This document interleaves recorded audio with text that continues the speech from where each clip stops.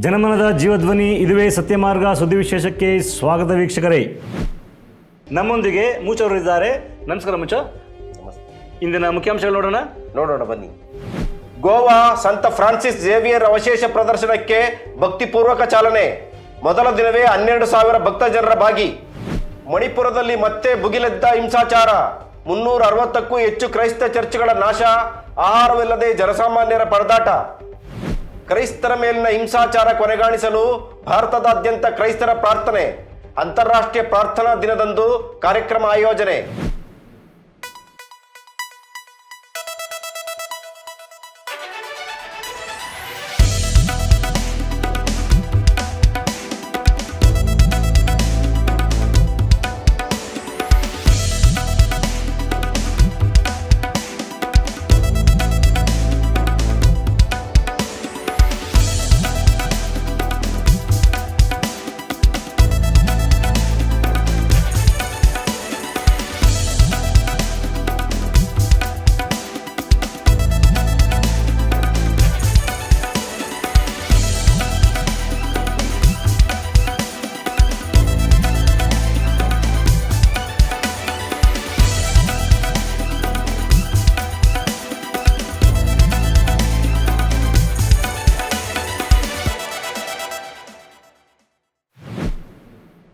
ಸುದ್ದಿಯ ವಿವರಗಳು.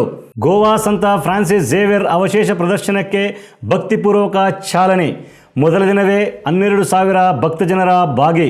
ಇಡೀ ವಿಶ್ವವನ್ನೇ ತನ್ನತ್ತ ಸೆಳೆದಿರುವ ಸಂತ ಫ್ರಾನ್ಸಿಸ್ ಝೇವಿಯರ್ ಅವರ 18ನೇ ಅವಶೇಷ ಪ್ರದರ್ಶನಕ್ಕೆ ದಿನಾಂಕ 21/11/2024 ಗುರುವಾರದಂದು ಭಕ್ತಿಪೂರ್ವಕ ಚಾಲನೆಯನ್ನು ನೀಡಲಾಯಿತು. ಕಾರ್ಯಕ್ರಮದ ಮೊದಲ ದಿನವೇ 12,000ಕ್ಕೂ ಹೆಚ್ಚು ಭಕ್ತಾದಿಗಳು ಈ ಕಾರ್ಯಕ್ರಮದಲ್ಲಿ ಭಾಗವಹಿಸಿದ್ದರು. ಈ ಪ್ರದರ್ಶನವು ಮಹತ್ವಪೂರ್ಣ ಧಾರ್ಮಿಕ ಪವಿತ್ರ ಕಾರ್ಯಕ್ರಮವಾಗಿರುವುದರಿಂದ ಯಾವುದೇ ಅಹಿತಕರ ಘಟನೆಗಳು ನಡೆಯದಂತೆ ಸ್ಥಳೀಯ ಆಡಳಿತವು ಕಟ್ಟುನಿಟ್ಟಿನ ಕ್ರಮಗಳನ್ನು ಕೈಗೊಂಡಿತ್ತು.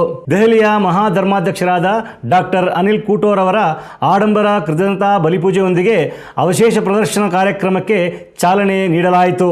ಬಲಿಪೂಜೆಯಲ್ಲಿ ಭಾಗವಹಿಸಿದ್ದ ಗೋವಾ ದಾಮನ್ ಮಹಾಧರ್ಮಕ್ಷೇತ್ರದ ಧರ್ಮಾಧ್ಯಕ್ಷರು ಕಾರ್ಡಿನಲ್ರು ಆದ ಫಿಲಿಪ್ಪಿ ನೇರಿ 18ನೇ ಅವಶೇಷ ಕಾರ್ಯಕ್ರಮದ ಧ್ಯೇಯವಾಕ್ಯ ನಾವೆಲ್ಲರೂ ಕ್ರಿಸ್ತನ ಶುಭ ಸಂದೇಶ ಪ್ರಚಾರಕರು ಎಂದು ತಿಳಿಸಿ, ಹೇಗೆ ಸಂತ ಫ್ರಾನ್ಸಿಸ್ ಝೇವಿಯರ್ ಅವರು ಕ್ರಿಸ್ತನ ಶುಭ ಸಂದೇಶವನ್ನು ಸಾರಿದರೋ ಅದೇ ರೀತಿ ನಾವು ಕೂಡ ಶುಭ ಸಂದೇಶವನ್ನು ಸಾರಲು ಕರೆಯಲ್ಪಟ್ಟಿದ್ದೇವೆ ಎಂದು ತಿಳಿಸಿದರು. ಬಲಿಪೂಜೆಯ ನಂತರ ಸಂತರ ಅವಶೇಷವನ್ನು ವಿದ್ಯುತ್ ಚಾಲಿತ ವಾಹನದಲ್ಲಿ ಹೊರತರಲಾಯಿತು. ಈ ಹಿಂದೆ ಭಕ್ತ ವಿಶ್ವಾಸಿಗಳು ಸಂತರ ಅವಶೇಷವನ್ನು ತಮ್ಮ ಭುಜದ ಮೇಲೆ ಹೊತ್ತು ತರುತ್ತಿದ್ದರು. ಈ ಬಾರಿ ಈ ಸಂಪ್ರದಾಯಕ್ಕೆ ಕೊನೆ ಹಾಡಲಾಗಿದೆ. ಸುಮಾರು 2,000 ಪುರುಷ ಮತ್ತು ಮಹಿಳೆಯರು ಮಾನವ ಸರಪಳಿಯನ್ನು ನಿರ್ಮಿಸಿ ಪ್ರದರ್ಶನ ಕಾರ್ಯವು ಸುಲಲಿತವಾಗಿ ಜರುಗಲು ಸಹಕರಿಸಿದರು. ಸಹಸ್ರಾರು ಭಕ್ತಾದಿಗಳು ಮೆರವಣಿಗೆಯಲ್ಲಿ ಪಾಲ್ಗೊಂಡಿದ್ದರು. 10,000 ಆಸನ ವ್ಯವಸ್ಥೆ ಮಾಡಲಾಗಿತ್ತಾದರೂ 12,000ಕ್ಕೂ ಹೆಚ್ಚು ಜನರು ಈ ಪ್ರದರ್ಶನ ಕಾರ್ಯದಲ್ಲಿ ಭಾಗವಹಿಸಿದ್ದರು ಎನ್ನಲಾಗಿದೆ. ಬೆಳಿಗ್ಗೆ 7ರಿಂದ ಸಂಜೆ 6ರವರೆಗೆ ಪ್ರದರ್ಶನ ಸಮಯವನ್ನು ನಿಗದಿಪಡಿಸಲಾಗಿದೆ. ಈ ಬಾರಿ ಸುಮಾರು 80 ಲಕ್ಷಕ್ಕೂ ಹೆಚ್ಚು ಜನರು ಪ್ರದರ್ಶನದ ವೀಕ್ಷಣೆಗೆ ಆಗಮಿಸುವ ನಿರೀಕ್ಷೆ ಇದೆ ಎಂದು ಧರ್ಮಕ್ಷೇತ್ರದ ಪ್ರದರ್ಶನ ಸಮಿತಿಯ ಸಂಚಾಲಕರಾದ ಫಾದರ್ ಹೆನ್ರಿ ಫಲ್ಕಾವೋ ತಿಳಿಸಿದ್ದಾರೆ.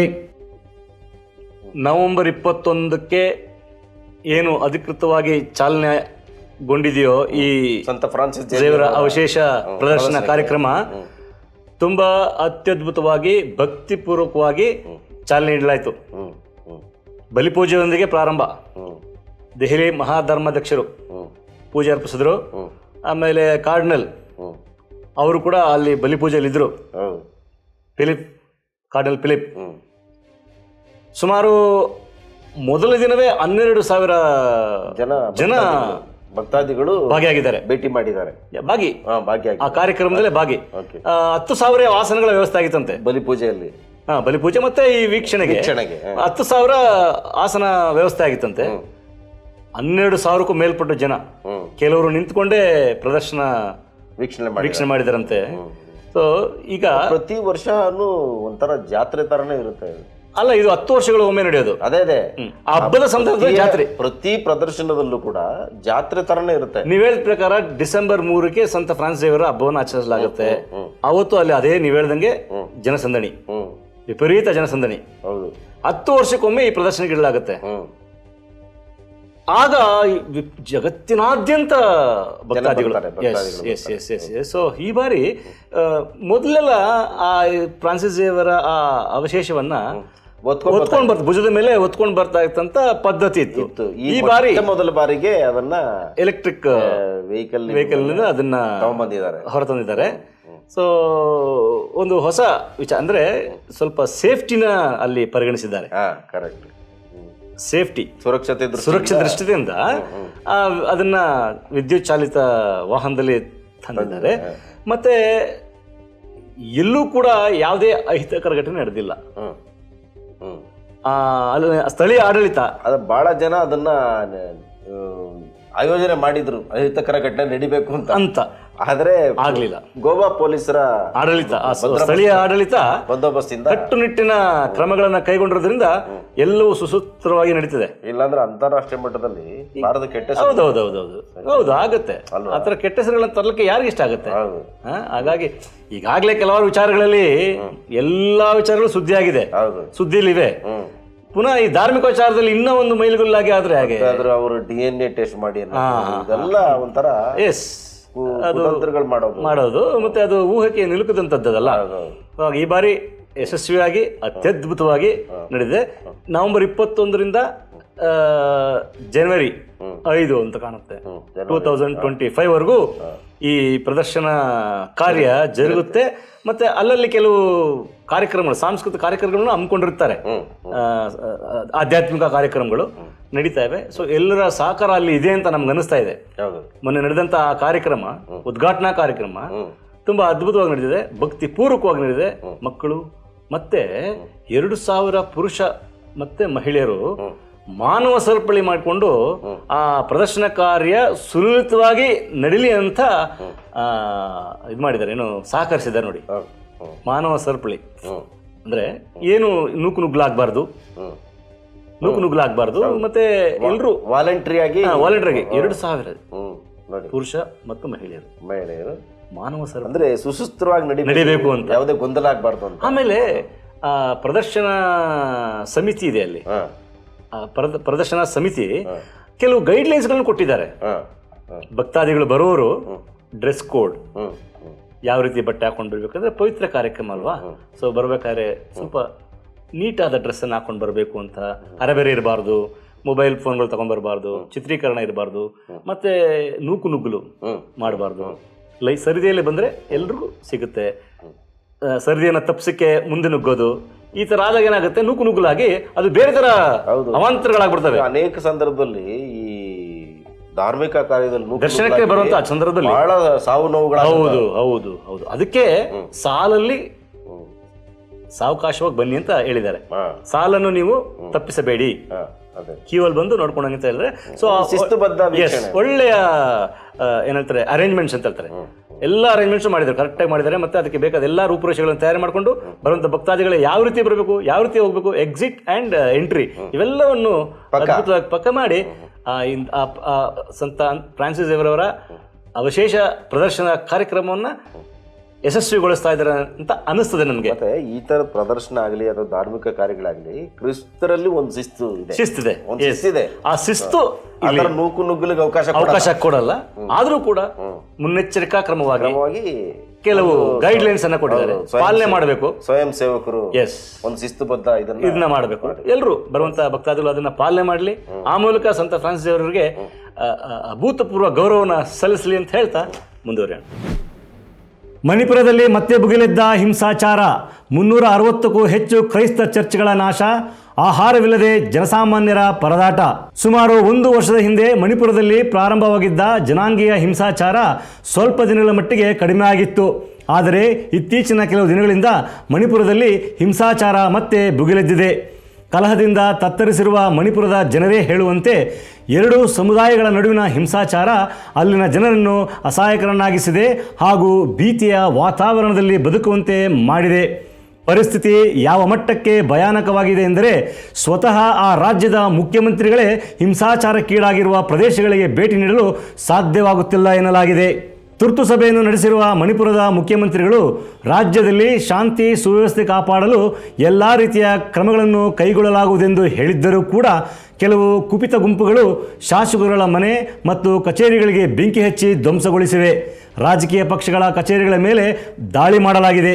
ಹಿಂಸಾಚಾರ ತಾರಕಕ್ಕೇರಿರುವ ಪರಿಣಾಮ ನೀರು, ಹಾಲು, ಆಹಾರವಿಲ್ಲದೆ ನಾಗರಿಕರು ಪರದಾಡುವಂತಾಗಿದೆ.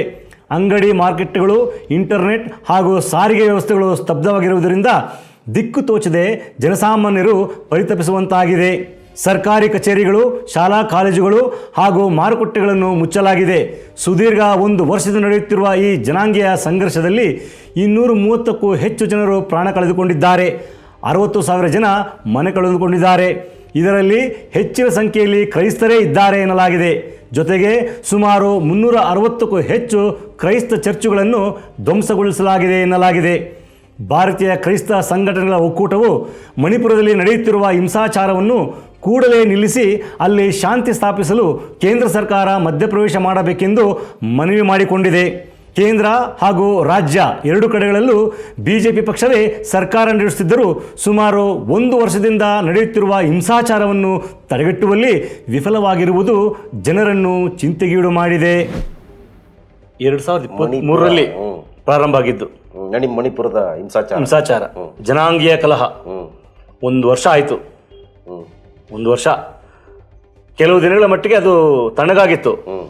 ಈಗ ಪುನಃ ಭುಗಿಲೆದ್ದಿದ್ದಲ್ಲ.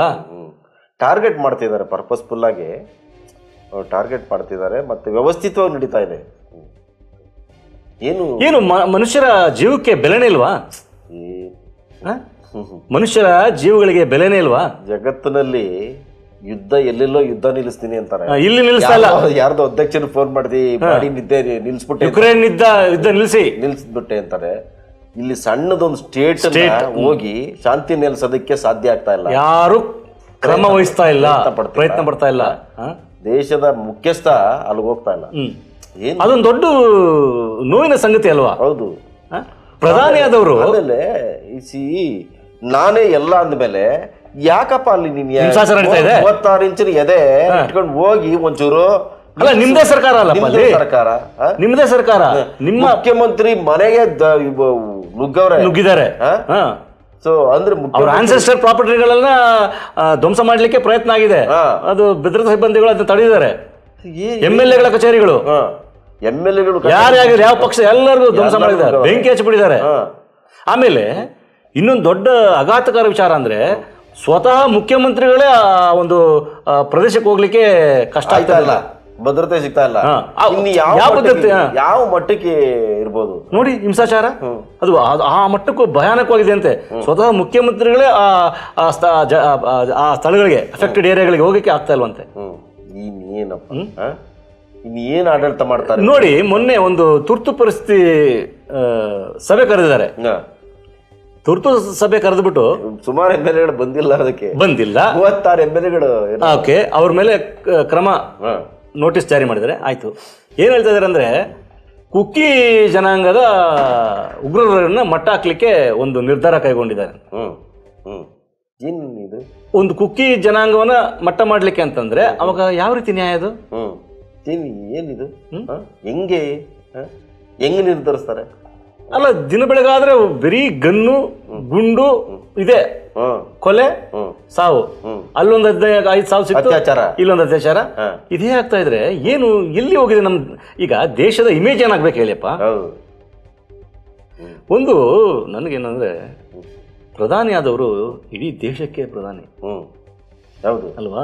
ಇವರು ಅಲ್ಲಿಗೆ ಹೋಗದಿರೋದ್ರಿಂದ ನಾನು ಒಂದು ಪರದ ಪ್ರಧಾನಿ ಅಂತ ತೋರಿಸ್ತಾ ಇದ್ದಾರೆ. ಇದುವರೆಗೂ ಹೋಗ್ಲಿಲ್ಲ, 1-2 ಮಾತುಗಳು ಕೂಡ ಇಲ್ಲ, ಮಾತು ಆಡಿಲ್ಲ. ಲೋಕಸಭೆನೆಲ್ಲ ಪ್ರಸ್ತಾಪ ಬಂದ್ರೆ ಸುಮ್ಮನೆ ಮೌನ ಕೂದಿರ್ತಾರೆ. ಯಾಕೆ ಏನೋ ಗೊತ್ತಿಲ್ಲ ಯಾಕೆ ಅಂತ. ಅಲ್ಲ, ನನಗೆ ನೋಡಿ, ರಾಜಕೀಯ ಆ ಕಡೆ ಇರಲಿ, ರಾಜಕೀಯ ಮಾಡ್ಕೊಳ್ಳಿ, ಏನ್ ಬೇಕಾದ್ರೆ ಮಾಡ್ಕೊಳ್ಳಿ, ಜೀವಕ್ಕೆ ಹಾನಿ ಆಗ್ತಾ ಇದೆಯಲ್ಲಪ್ಪ. ಹೌದು, ಅತ್ಯಾಚಾರ ಆಗ್ತಿದ್ದಾಗ, ದೌರ್ಜನ್ಯ, ಜೀವಗಳು ನೆಲಕ್ಕೆ ಉರುಳ್ತಾ ಇದಾವೆ, ಪ್ರಾಣಗಳು ಹೋಗ್ತಿದ್ದಾಗ ನೀವು ಮೌನ ವಹಿಸಿದ ಏನು ಆಡಳಿತ ಅವಾಗ? ಏನ್ ಆಡಳಿತ ಹೇಳಿ? ಬಾರಿ ನೋಡಿ, ಚುನಾವಣೆಗಳಾದ್ರೆ ಅದಕ್ಕೆ ಫಸ್ಟ್ ಇರ್ತಾರೆ. ಚುನಾವಣೆ ಎಲ್ಲ ಕೆಲಸ ಬಿಟ್ಟು ಚುನಾವಣೆಗೆ ಪ್ರಚಾರಕ್ಕೆ ಹೋಗ್ತಾರೆ. ಈ ಮಣಿಪುರ ಬೇಡವಾ? ಸಾವು ನೋವಾದ ಪ್ರದೇಶಕ್ಕೆ ಹೋಗಿ ಸಾಂತ್ವನ ಹೇಳಕ್ಕೆ ಅಲ್ಲಿ ನಿಲ್ಸ್ಲಿಕ್ಕೆ ಇರುತ್ತೆ. ಎಲ್ಲ ಶಕ್ತಿ ಇದೆ ಅಲ್ವಾ? ಆಗ್ತಾ ಇಲ್ವಾ? ಅಲ್ಲ, ಎಲ್ಲ ಶಕ್ತಿ ಇದೆ, ನಿಲ್ಸ್ಬೋದು. ಆಗ್ತಾ ಇಲ್ವೇ?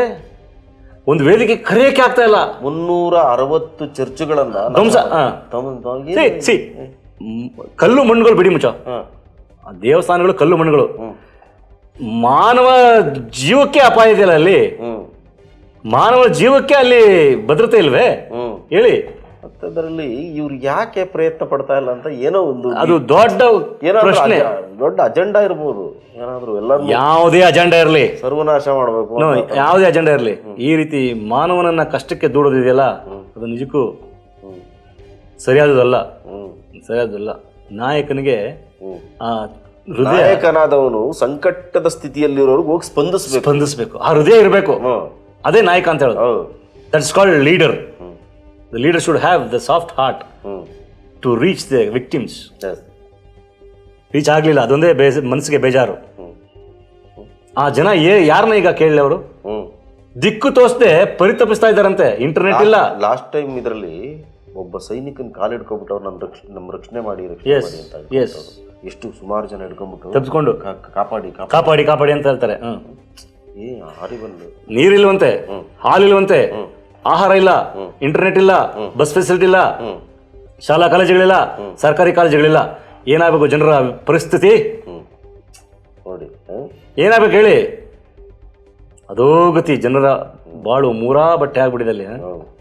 ನಾಯಕರಂತ ಹೇಳ್ಸ್ಕೊಂಡ್ರವ್ರು ಇದಾರಲ್ಲ, ನಾಯಕರು ಅಂತ ಹೇಳ್ಸ್ಕೊಂಡ್ರವ್ರು ನನಗೆಲ್ಲೋ ಜನ ಎಷ್ಟು ಆಕ್ರೋಶವಾಗಿದ್ದಾರೆ ಅಂದ್ರೆ ಸಿಕ್ಕಿದವ್ರ ಮನೆಗೆ ನುಗ್ಗಿ MLAಗಳು ಹೊಡಿತಾವ್ರೆ ಅಂದ್ರೆ ಎಷ್ಟು ಮಟ್ಟಿಗೆ ಅವ್ರ ಆಕ್ರೋಶದ ಮಟ್ಟ ಯಾವ ಮಟ್ಟಕ್ಕೆ ಇರ್ಬೋದು, ಎಷ್ಟು ಅನ್ಯಾಯಕ್ಕೊಳಗಾಗಿರ್ಬೋದು. ಈ ಮೂಲಕ ಕೇಳ್ಕೊಳ್ತೀವಿ ಎಲ್ಲಾ ನಾಯಕರುಗಳಿಗೆ, ಈ ಭಾರತ ದೇಶದ ನಾಯಕ ಅಂತ ಹೇಳ್ಕೊರೋರು ಅಲ್ಲಿ ಹೋಗಿ ಆ ಜನರ ಕಷ್ಟಗಳಿಗೆ ಸ್ಪಂದಿಸ್ಲಿ ಅಂತ ಹೇಳ್ತಾ ಮುಂದೆ. ಕ್ರೈಸ್ತರ ಮೇಲಿನ ಹಿಂಸಾಚಾರ ಕೊನೆಗಾಣಿಸಲು ಭಾರತಾದ್ಯಂತ ಕ್ರೈಸ್ತರ ಪ್ರಾರ್ಥನೆ. ಅಂತಾರಾಷ್ಟ್ರೀಯ ಪ್ರಾರ್ಥನಾ ದಿನದಂದು ಕಾರ್ಯಕ್ರಮ ಆಯೋಜನೆ. ಜಗತ್ತಿನಾದ್ಯಂತ ಕ್ರೈಸ್ತರ ಮೇಲಾಗುತ್ತಿರುವ ಹಿಂಸಾಚಾರ ದಿನದಿಂದ ದಿನಕ್ಕೆ ಹೆಚ್ಚಾಗುತ್ತಿರುವ ಕಾರಣದಿಂದ ಭಾರತಾದ್ಯಂತ ಕಾರ್ಯನಿರ್ವಹಿಸುತ್ತಿರುವ ಧರ್ಮಸಭೆಗಳು ನವೆಂಬರ್ ತಿಂಗಳ ಮೊದಲ 2 ಭಾನುವಾರಗಳಂದು ಹಿಂಸಾಚಾರ ಕೊನೆಗಾಣಿಸಲು ಪ್ರಾರ್ಥಿಸಲು ಕರೆ ನೀಡಿತ್ತು. ದೇಶಾದ್ಯಂತ ಕ್ರೈಸ್ತರು ಈ ಪ್ರಾರ್ಥನೆಯಲ್ಲಿ ಹೆಚ್ಚಿನ ಸಂಖ್ಯೆಯಲ್ಲಿ ಭಾಗವಹಿಸಿ ಪ್ರಾರ್ಥಿಸಿದ್ದರು ಎಂದು ವರದಿಯಾಗಿದೆ. ಜಗತ್ತಿನಾದ್ಯಂತ ಸುಮಾರು 5,000 ಕ್ರೈಸ್ತರು ತಮ್ಮ ಕ್ರೈಸ್ತಿಯ ವಿಶ್ವಾಸವನ್ನು ದೃಢವಾಗಿ ವ್ಯಕ್ತಪಡಿಸಿದ ಪರಿಣಾಮದಿಂದಾಗಿ ಜೀವ ಕಳೆದುಕೊಂಡಿದ್ದಾರೆ. 14,000 ಕ್ರೈಸ್ತರ ಆಸ್ತಿಗಳ ಮೇಲೆ ದಾಳಿ ಮಾಡಲಾಗಿದೆ ಹಾಗೂ ಹಲವರನ್ನು ಸುಳ್ಳು ಆಪಾದನೆಗಳ ಅಡಿಯಲ್ಲಿ ಬಂಧಿಸಲಾಗಿದೆ ಎಂದು ತಿಳಿದುಬಂದಿದೆ. ನಾಗ್ಪುರ, ಮಹಾರಾಷ್ಟ್ರ, ದೆಹಲಿ, ಚಂಡೀಗಢ ಹೀಗೆ ಭಾರತಾದ್ಯಂತ ಹೆಚ್ಚಿನ ಸಂಖ್ಯೆಯ ಕ್ರೈಸ್ತ ವಿಶ್ವಾಸಿಗಳು ಸಭೆ ಸೇರಿ ಹಿಂಸಾಚಾರಕ್ಕೊಳಗಾಗಿರುವ ಕ್ರೈಸ್ತರಿಗಾಗಿ ಪ್ರಾರ್ಥಿಸಿದ್ದಾರೆ ಹಾಗೂ ಸಂಕಷ್ಟಕ್ಕೊಳಗಾಗಿರುವ ಭಕ್ತ ಜನರಿಗೆ ನೆರವು ನೀಡಲು ಹಾಗೂ ಅವರಿಗೆ ನೈತಿಕ ಬೆಂಬಲವನ್ನು ನೀಡಲು ಎಲ್ಲರೂ ಮುಂದಾಗಬೇಕೆಂಬ ಆಶಯವನ್ನು ವ್ಯಕ್ತಪಡಿಸಿದ್ದಾರೆ.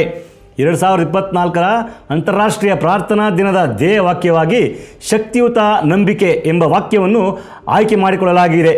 ಭಾರತದ ಮಣಿಪುರ ಸೇರಿದಂತೆ ಜಗತ್ತಿನಾದ್ಯಂತ ಕ್ರೈಸ್ತರ ಮೇಲಾಗುತ್ತಿರುವ ಹಿಂಸೆಗಳನ್ನು ತಡೆಗಟ್ಟುವಲ್ಲಿ ಈ ಶಕ್ತಿಯುತ ಪ್ರಾರ್ಥನೆಗಳು ಸಹಕಾರಿಯಾಗುತ್ತವೆ ಎಂದು ಅಭಿಪ್ರಾಯ ಹೊಂದಲಾಗಿದೆ ಹಾಗೂ ಸ್ವಯಂ ಪ್ರೇರಣೆಯಿಂದ ಹೆಚ್ಚಿನ ಸಂಖ್ಯೆಯಲ್ಲಿ ಕ್ರೈಸ್ತ ಭಕ್ತಾದಿಗಳು ಈ ಪ್ರಾರ್ಥನಾ ಕೂಟದಲ್ಲಿ ಭಾಗಿಯಾಗಿದ್ದರು ಎನ್ನಲಾಗಿದೆ. ಮೊನ್ನೆ ನವೆಂಬರ್ ತಿಂಗಳ ಮೊದಲ ಮತ್ತು 2ನೇ ಭಾನುವಾರ ಕ್ರೈಸ್ತರ ಮೇಲಾಗುತ್ತಿರುವ ಹಿಂಸಾಚಾರವನ್ನು ಕೊನೆಗಾಣಿಸಲು ಪ್ರಾರ್ಥನೆ, ಅಂತಾರಾಷ್ಟ್ರೀಯ ಪ್ರಾರ್ಥನೆ ದಿನವಂತ ಆಚರಿಸಿ 2 ವಾರಗಳ ಕಾಲ ಪ್ರಾರ್ಥನೆಯನ್ನು ಮಾಡಿದ್ದಾರೆ.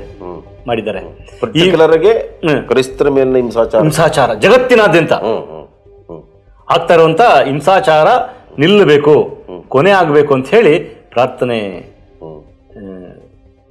ಅನ್ಕೊಂಡಿದ್ರು.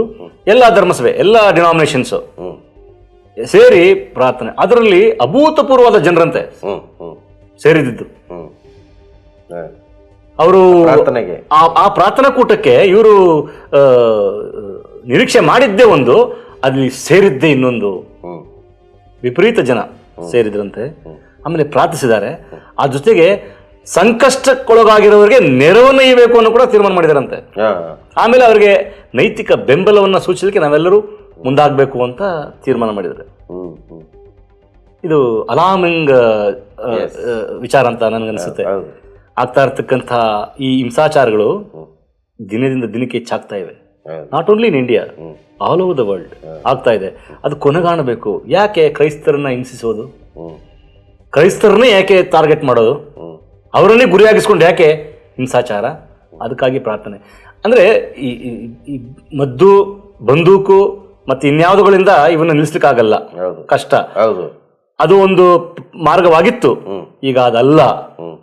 ದೈವತ್ವ ಒಂದೇ ಅದಕ್ಕೆ ಪರಿಹಾರ ಅಂತೇಳಿ ಪ್ರಾರ್ಥನೆಗೆ ಮೊರೆಯಾಗಿದ್ದಾರೆ. ಎಲ್ಲರೂ ಸೇರಿ ಪ್ರಾರ್ಥಿಸಿದ್ದಾರೆ. ನೋಡಿ, ಅಲ್ಲೊಂದು ವರದಿ ಹೇಳುತ್ತೆ, 5,000 ಕ್ರೈಸ್ತರು ತಮ್ಮ ಧರ್ಮದ ವಿಶ್ವಾಸವನ್ನು ದೃಢಪಡಿಸಿದ್ದಕ್ಕೆ ಪ್ರಾಣ ಕಳ್ಕೊಂಡಿದ್ದಾರೆ. ಅಂಕಿಅಂಶಗಳ ಪ್ರಕಾರ ತಮ್ಮ ಧರ್ಮದ ಅಂದ್ರೆ ಕ್ರೈಸ್ತಿಯ ಧರ್ಮದ ವಿಶ್ವಾಸವನ್ನ ದೃಢಪಡಿಸಿದ್ದಕ್ಕಾಗಿ, yes I am Christian faith, ಕ್ರೈಸ್ತ ವಿಶ್ವಾಸ ವ್ಯಕ್ತಿ ನಾನು ಅಂತ ಹೇಳಿದಕ್ಕೆ ಪ್ರಾಣ ಕಳ್ಕೊಂಡಿದ್ದಾರೆ. ಅದ್ರಲ್ಲಿ 55,000 ಜನ. ಆಮೇಲೆ 14,000 ಕ್ರೈಸ್ತರ ಆಸ್ತಿಗಳನ್ನ ಧ್ವಂಸ ಮಾಡಿರೋದು, 14,000. ಸೊ ಈ ರೀತಿಯ ಆಗ್ತಾ ಇರ್ತಕ್ಕಂಥ ದಾಳಿಗಳು ಯಾಕೆ?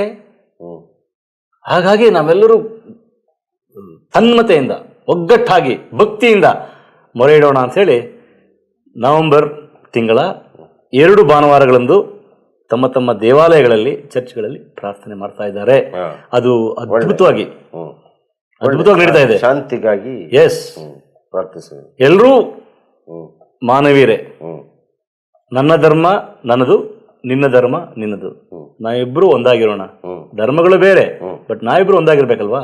ಧರ್ಮದ ಹೆಸರಲ್ಲಿ ಯಾಕೆ ಧರ್ಮದ ಹೆಸರಿನಲ್ಲಿ ಹಿಂಸಾಚಾರ ಸಲ್ಲದು. ಅದಕ್ಕಾಗಿ ಆ ಪ್ರಾರ್ಥನೆ ಪ್ರೀತಿ, ವಿಶ್ವಾಸ, ನಂಬಿಕೆಯಿಂದ ಬಾಳೋಣ. ಎಲ್ಲರೂ ಸೌಹಾರ್ದತೆಯಿಂದ ಬದುಕೋಣ ಅಂತ ಪ್ರತಿ ಧರ್ಮ ಅದನ್ನ ಹೇಳ್ತಲ್ವಾ? ಯಾವ್ದಾದ್ರು ಒಂದ್ ಧರ್ಮ ಹೇಳ್ತಾ ಒಡಿ ಬಡಿ ಅಂತ ಇಲ್ಲ. ಆದ್ರೆ ನಾವು ಅದನ್ನ ಇಂಟರಪ್ಟ್ ಮಾಡೋದು ಬೇರೆ ರೀತಿ ಮಾಡ್ಬಿಡ್ತೀವಿ. ಹೌದು. ಈಗ ನಾನು ಹೇಳೋ ಪ್ರಕಾರ, ಯಾವ ದೇವರು ಹೇಳ್ತಾರಪ್ಪ ತನ್ನ ಭಕ್ತನಿಗೆ ಹೋಗಿ ಒಡೆಯವನ್ನ ಹೊಡೆದ್ಬಿಟ್ಟು ನನ್ನ ಜೋರಾಗಿ ಅಲ್ಲದವನನ್ನು ಇನ್ನೊಬ್ಬನನ್ನು ಬಿಡಬೇಡ, ಸಾಯಿಸು ಅಂತ ಹೇಳ್ತಾರೆ. ಅಷ್ಟು ದೇವರು ಅಷ್ಟು ಅಸಹಾಯಕನ. ಆಮೇಲೆ ಪೂರ್ಣಚಂದ್ರ ತೇಜಸ್ವಿ ಒಂದು ಮಾತಾಡ್ತಾರೆ, ಅಂದ್ರೆ ನೀವು ಇನ್ನೊಂದು ಧರ್ಮನ ಪ್ರೀತಿಸೋದು ಮತ್ತೆ ಇದನ್ನ ಯಾವ್ದಾದ್ರು ಧರ್ಮ ನೋಡಿ ಕಲಿಯಕ್ಕಾಗುತ್ತೆ ಅಂದ್ರೆ ಮನುಷ್ಯನಾಗಿದ್ರೆ ಸಾಕು, ಸರಳವಾದ ಮನುಷ್ಯನಾಗಿದ್ರೆ ಸಾಕು. ಅದೇ ದೊಡ್ಡ ಧರ್ಮ. ಇನ್ನೊಬ್ಬರನ್ನ ಪ್ರೀತಿಸು ಅಂತ ಹೇಳ್ಕೊಡೋದಕ್ಕೆ ನಿಂಗೆ ಯಾವ್ದೋ ಗ್ರಂಥ ಬೇಕಾಗಿಲ್ಲ, ಧರ್ಮ ಬೇಕಾಗಿಲ್ಲ, ಮನುಷ್ಯನಾಗಿದ್ರೆ ಸಾಕು. ನೀನು ಮನುಷ್ಯನಾಗಿದ್ರೇನೆ ಅದೇ ಒಂದು ದೊಡ್ಡ ಧರ್ಮ. ಹೌದು. ಮೊದಲು ನೀನು ಮಾನವನಾಗು. ಕುವೆಂಪು ಕೂಡ ಹೇಳ್ತಾರೆ, ನೀ ಏನೇ ಆಗಿರು ಮೊದಲು ನೀನು ಮಾನವನಾಗಿರು. ಹಾಗಾದ್ರೆ ಸಾಕಲ್ವಾ?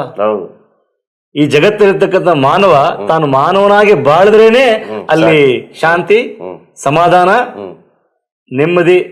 ಆಮೇಲೆ ಇನ್ನೊಬ್ಬನ ಕೊಲ್ಲು, ಬಡಿ, ಸಾಯಿಸು ಅನ್ನೋದನ್ನ ಯಾವ ಧರ್ಮ ಹೇಳಲ್ಲ. ಕೊಲ್ಲು ಬೇಡ, ಸಾಯಿಸಬೇಡ ಅನ್ನೋದನ್ನ ಯಾವ ಧರ್ಮದಿಂದ ನೋಡಿ ಕಲಿತೀಯಪ್ಪ?